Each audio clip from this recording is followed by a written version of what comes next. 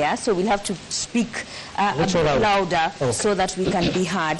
But as you speak about policy guidelines and taking modest credits for what was done in the North Rift on banditry, are you trying to, and taking modest credits for what was done in the North Rift on banditry, are you trying to tell us that you could not give policy guidelines on how police protests or moral support in them ensuring that they adhere to human rights? We did.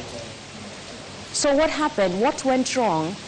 What went wrong is what goes wrong when maybe, you know, the operations, security operations are intense and emotive operations.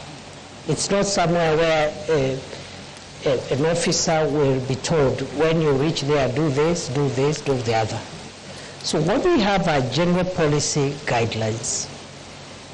For example, the use of labor force is reserved when to apply when the life of the officer is at risk.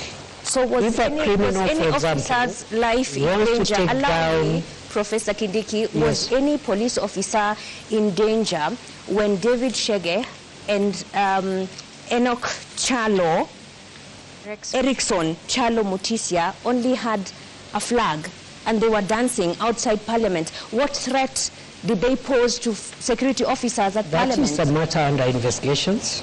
If the circumstances you're reading out there is what happened, the officers will be accountable.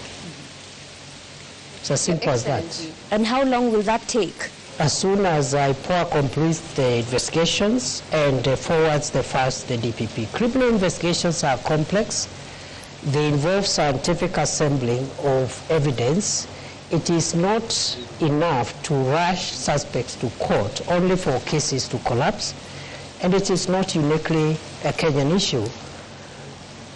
Criminal investigations, especially in a complex endeavor like the situation we're referring them to, take a bit of time, and therefore I'm hopeful that...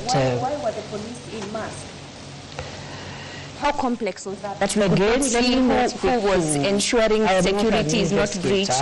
You know, you're just telling me what you think or saw, but it was which is part of evidence. It was on live TV. There are photos of police officers who are masked. I can't identify them. I'm not disputing. But just as telling the you, CS Interior, that is part of the evidence that is required to hold into account any person who may have been involved in that unfortunate incident you're explaining. Your Excellency, if you were to move this forward and probably look at